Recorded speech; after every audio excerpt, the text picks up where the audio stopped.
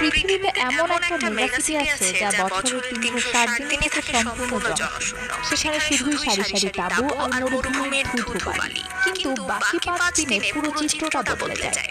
এই 5 দিনে শহরটি পরিণত হয় পৃথিবীর সবচেয়ে ঘনবসতিপূর্ণ স্থানে।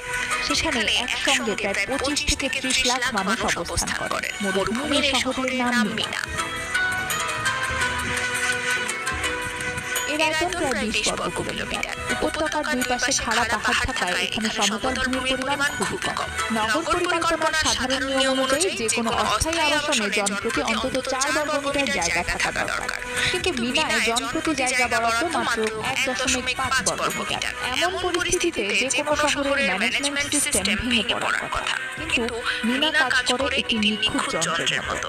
আর এর আসল রহস্য লুকিয়ে আছে মাটির নিচের এক অদৃশ্য পরিকাঠামোয়।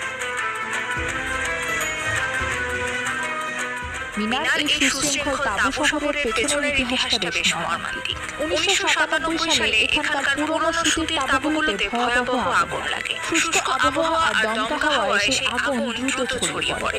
এই বিপর্যয়ের পর সৌদি সরকার মিনার পুরো খোলসটাই বদলে ফেলে। সাধারণ কাপড়ের তাঁবু সরিয়ে সেখানে 1 লাখেরও বেশি স্থায়ী তাঁবু বসানো হয়। এগুলো তৈরি ফাইবার গ্লাস দিয়ে, যার উপর রয়েছে টেফলনের বিশেষ আবরণ। এই উপাদানগুলো অত্যন্ত দীর্ঘস্থায়ী এবং সম্পূর্ণ আগুন প্রতিরোধী। তীব্র তাপে